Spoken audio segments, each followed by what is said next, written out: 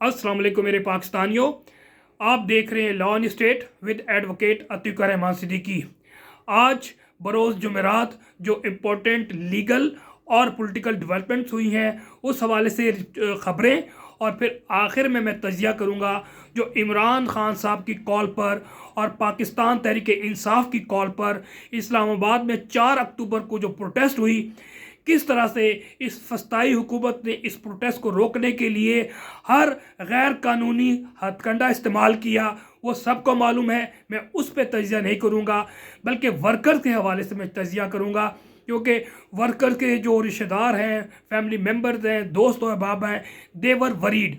उससे पहले मैं 2 रोज़ कबल भी अपडेट्स दी थी वर्कर्स के केसेस के हवाले से, लेकिन आज तकरीबन 5 दिन गुजर चुके हैं, क्योंकि संडे से वर्कर्स मुख्तलिफ कोर्ट्स में पेश हो रहे हैं जिनको अरेस्ट किया गया था मुख्तलिफ मकामात से। तो मैं आज भी अपडेट्स दूंगा कि कितनी FIRs इस्लामाबाद में दर्ज हुई, कितने वर्कर्स अब तक अरेस्ट हो चुके हैं और वो किस स्टेज पर हैं। इसके अलावा जो हमारी इमरान खान साहब अजीम कायद की 2 बहनें अगवा थी, 2 रब अगवा करके इतवार को पेश किया और उनका रिमांड हो रहा है। आखिर में उस पर भी बात करूंगा, क्योंकि I am also part of it. तमाम प्रोसीडिंग जो इतवार, सोमवार, मंगल, बुध और जुमरात हैं, ये मैं ख़ुद सुबह से लेके शाम तक शबाना रोज़ मेहनत के साथ पाकिस्तान तहरीक इंसाफ के वर्कर्स की रिहाई के लिए मैं और हमारे दूसरे लीगल टीम के, जिसमें मैं बाद में ज़िक्र करूँगा, उन्होंने कोशिश कर रहे हैं, उस हवाले से मैं ज़िक्र करूँगा। लेकिन इससे पहले कि फ़र्दर मैं आपको डेवलपमेंट बताऊँ, आपसे रिक्वेस्ट है कि आप मेरे वीलॉग को सब्सक्राइब करें, लाइक करें और अपने दोस्तों से भी सब्सक्राइब करें और बेल आइकॉन को प्रेस करें। तो सबसे इम्पोर्टेंट बड़ी डेवलपमेंट्स ये है कि इंतज़ार पंजोता हमारे भाई एडवोकेट 2 रोज़ कबल जिनको इन फस्ताई हुकूमत ने अगवा कर लिया था, जो कि इमरान खान साहब के बहुत करीब थे, और मैं समझता हूँ कि जितने भी मीटिंग शेड्यूल करते थे जेल में वही करवाते थे, और उन्होंने ही दरख्वास्त सबमिट की थी कि इमरान खान साहब को जो आपने मुलाकात उन पर पाबंदी लगाई है किसी भी उनके फैमिली मेम्बर से या पॉलिटिशियन से, लीडर से, ये अनकॉन्स्टिट्यूशनल है और पाकिस्तान प्रिजन रूल की भी खिलाफ वर्जी है, पाकिस्तान प्रिजन एक्ट की खिलाफ वर्जी है, बुनियादी हकूक़ की खिलाफ वर्जी है। और उन्होंने ये इस्लामाबाद हाई कोर्ट में रिट पिटीशन फाइल की थी और उनको फौरी तौर पे अगवा कर लिया गया। इस अगवा को बहैसियत लॉयर अक्रॉस पाकिस्तान और बहैसियत इंसाफ लॉयर पाकिस्तान हम कंडेम करते हैं, शदीद मजम्मत करते हैं इन फस्ताइयों की, और इंशाअल्लाह पाकिस्तान का हर वकील उनके साथ खड़ा है, और इन दामे दरमे सखने इंशाअल्लाह पाकिस्तान के लिए जो वकील बहैसियत स्ट्रगल कर सकते हैं, हम इस स्ट्रगल को कंटिन्यू रखेंगे। इससे एक और ख़बर थी आज इस्लामाबाद हाई कोर्ट में कि आपको मालूम है कि 3 रोज़ कबल इन फस्ताई हुकूमत ने खैबर पख्तूनख्वा, जो कि वो जो जगह होती है, जिस तरह इंटरनेशनल कानून के मुताबिक जो एम्बेसी होती है किसी मुल्क में, वो उनकी लैंड नहीं होती, जिस मुल्क की एम्बेसी होती है उसकी लैंड में होती है, और उसका कानून उसी मुल्क का होता है जिस मुल्क की एम्बेसी होती है। इसी तरह जो इस्लामाबाद में मुख्तलिफ हाउसेज़ हैं, लाइक सिंध हाउस है, KPK हाउस है, पंजाब हाउस है, बलूचिस्तान हाउस है, गिलगित बल्तिस्तान भी है, कश्मीर हाउस भी है, तो उनके कवानीन उनके प्रोविंस के लागू होते हैं। लेकिन जिस तरह से अली अमीन गंडापुर के साथ किया गया वो भी काबिल मजम्मत है।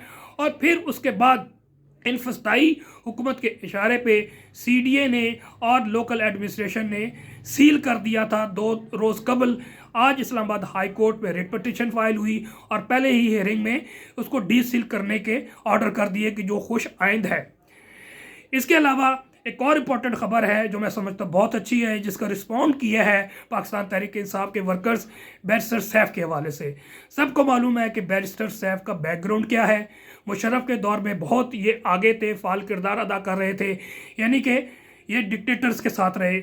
मुझे नहीं मालूम कि किस वक्त ये PTI में आए और क्यों आए, और फिर मुख्तसर ये कि जनाब स्पोक पर्सन बल्कि मशीर बन गए इतलात के हवाले से खैबर पख्तूनख्वा वज़ीर आला अमीन गंडापुर के। लेकिन जो परसों इन्होंने स्टेटमेंट दी है विद रिगार्ड टू जिरगा, वो कंडेमनेबल थी, और फिर इसका नोटिस लेते हुए अली अमीन गंडापुर वज़ीर आला के खैबर पख्तूनख्वा ने आज उनको डीनोटिफाई कर दिया। ये बहुत अच्छी खबर है। अब मैं आ जाता हूँ ये इस्लामाबाद के केसेस के हवाले से सबको मालूम है कि इन्होंने जुम्मे से जो पकड़ धकड़ शुरू की, जुम्मे को पकड़ा, हफ्ते को, इतवार को, लेकिन जिनको पकड़ना शुरू किया हमारे पाकिस्तान तहरीक इंसाफ के वर्कर्स को, उसमें मर्द ज़्यादा भी थे लेकिन ख़वातीन भी थी, उनको इतवार से पेश करना शुरू किया। ख़वातीन के हवाले से तकरीबन 20 ख़वातीन को अरेस्ट किया गया था 2 FIRs में।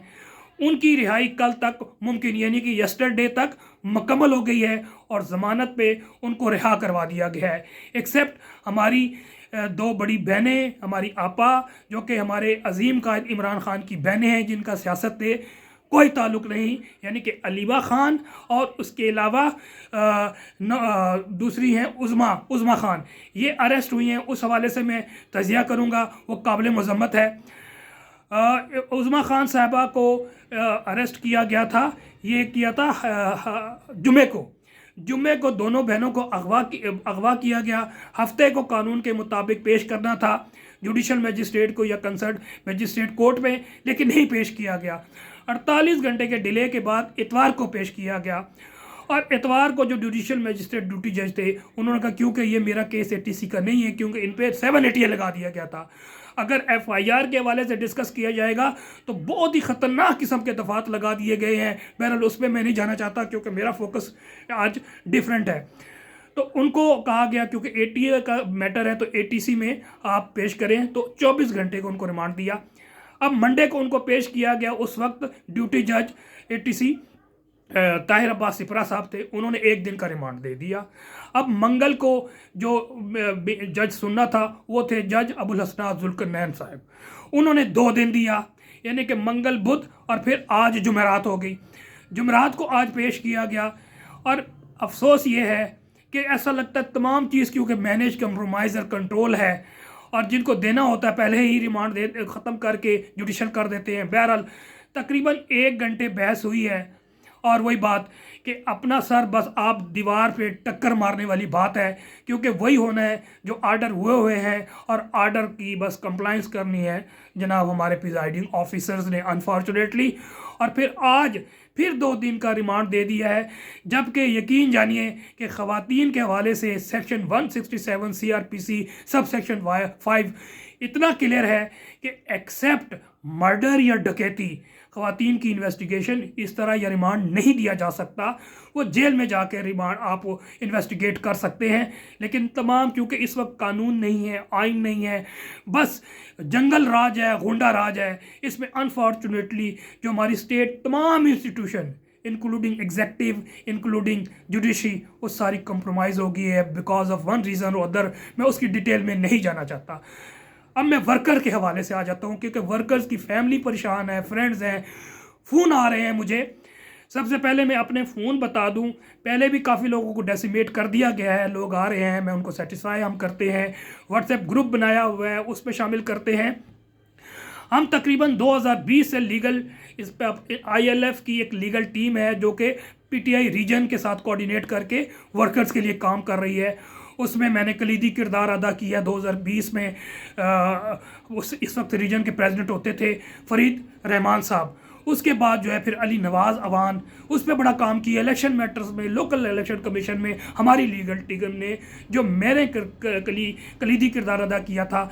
फिर ये एपिसोड जो आफ्टर 9 अप्रैल 2022 ये सारा कुछ हुआ, कई एपिसोड आए, उसमें हमारी लीगल टीम मुहर्रक रही, बहुत ही मुतहरक रही और तमाम डाटा हम कंपाइल करते गए और फिर ना सिर्फ वर्कर्स की रिलीज़ के लिए बल्कि उनके फैमिली के साथ इन टच करके उनको मोटिवेट किया। तो सेम क्राइटेरिया हमने इस दफ़ा भी किया है। जो हमारी लीगल टीम के मेन एडवोकेट्स हैं, एक तो मेरा है, आप लोग मेरा नंबर लिख लीजिए 0333-517-8274। फिर दोहरा देता हूँ 0333-517-8274। इसके अलावा हमारी लीगल टीम में शामिल हैं सरदार मोहम्मद मसरूफ़ ख़ान साहब, उनका नंबर लिख लीजिए 0322-550-357। दोबारा दोहरा देता हूँ 0322-550-357।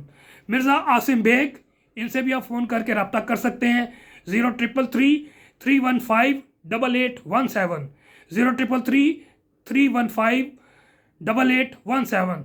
और हमारी बहन आमना अली जो कि हमेशा काम करती आ रही है हमारे साथ, 0300 4032 700, 0300 4032 700।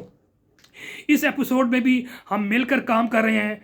मुख्तसर ये है कि आज तक जो हमने डाटा कलेक्ट किए हैं उसके मुताबिक 944 हमारे वर्कर्स अब तक अरेस्ट हुए हैं और इस्लामाबाद में 18 FIRs लॉन्च की गई हैं और तकरीबन 8-9 थानों में ये FIR दर्ज की गई हैं, जिसमें थाना कौसार है, थाना सेक्रेटेरिएट है, थाना मरगला है, थाना कोराल है, थाना गोलड़ा है, इसके अलावा थाना नून, थाना तरडोल, थाना संगजानी और थाना सुंबल और इंडस्ट्रियल एरिया, यानी कि 11 थानों में 18 FIR दर्ज हुई हैं। 944 वर्कर्स अरेस्ट हुए हैं।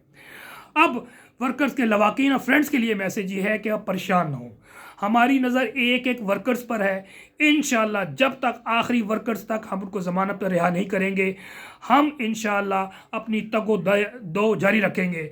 बल्कि इसके बाद भी जब ये रिलीज़ के बाद जब ट्रायल स्टेज भी आता है तो हम प्रोसीड करते हैं। जो जितने भी 2-2.5 साल में केसेस हुए हमने ना सिर्फ रिहा करवाया बल्कि अब ट्रायल भी करवा रहे हैं। इंशाल्लाह सबको बरी करवाएंगे। एक चीज़ आपको बता दूं, आप लोग को परेशान नहीं होना, ये केसेस बोगस केसेस हैं। इंशाल्लाह इसमें कोई जान नहीं है, बस वक्ती तौर पे हफ्ता 2 हफ्ता 3 हफ्ता इस प्रोसेस से गुजरना है।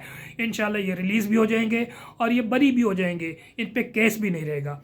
अब मैं आ जाता हूँ कि किस स्टेज पे केस है। परेशान ना होइएगा, मैं बार बार कह रहा हूँ कि मैं आपको पूरे कानूनी अपने तज्जिए के साथ, अपनी एक्सपर्टीज़ के साथ बता रहा हूँ। इन केसेस में कुछ नहीं है, बड़ा कुछ FIR में लिखा जाता है, लेकिन जितने भी जब ये चालान सबमिट होता है, जिसको 173 का जो है रिपोर्ट कहते हैं हम अपने कानूनी टर्मिनोलॉजी में, जब वो आता है ना, उनकी कोई एविडेंस ही नहीं होता, पीस ऑफ तस्वीर भी नहीं होती, वीडियो भी नहीं होती, कोई एलिगेशन नहीं, कोई नथिंग।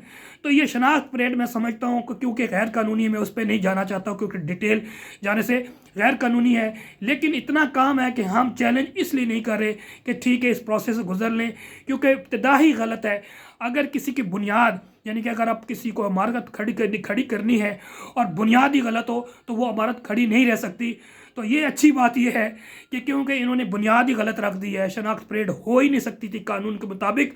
जो सेक्शन 54 CRPC है और उसका फर्स्ट क्लॉज है, उसके मुताबिक 3 चीज़ें होती हैं, सस्पिशन, कंप्लेंट या फिर क्रेडिबल इंफॉर्मेशन, और एक एक बंदे के लिए। वो सारी कुछ नहीं है, तो इंशाल्लाह ये सारी ज़मीन बोस हो जाएंगी। ये रखिए। अब अपडेट्स दे देते हैं कि तमाम वर्कर इस वक्त बिहाइंड दी बार है, यानी कि जेल में है। तो अडियाला जेल में इस वक्त तादाद इतनी ज़्यादा हो गई है कि अडियाला जेल की एडमिनिस्ट्रेशन ने कहा है कि जनाब हम नहीं रख सकते, तो उनको मुंतकिल किया गया है। जो ज़्यादातर अरेस्ट हुए हैं जेहलम या अटक। तो ये सारी लिस्ट इंशाल्लाह मैं नेक्स्ट व्लॉग में प्रोवाइड कर दूंगा कि कितने लोग कौन कौन से थाने वाले अटक में हैं, कौन कौन से जेहलम में हैं। लेकिन मुख्तसर ये है कि ज़्यादातर शनाख्त परेड में लोग हैं। अब सोमवार, मंगल, बुध इनको ज़्यादातर प्रोड्यूस किया गया इन दिनों में।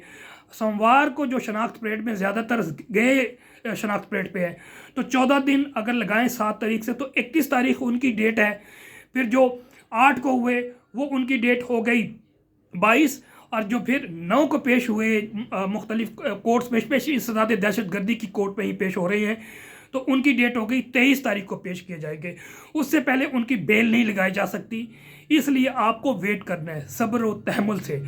अब प्रोसेस आगे क्या है, क्योंकि पूछते हैं, तो प्रोसेस ये है कि बहुत से लोगों को जो आइडेंटिफाई नहीं होंगे तो वो डिस्चार्ज हो जाएंगे। इसका मतलब है 21 को वो रिहा हो जाएंगे, 22 या 23 को।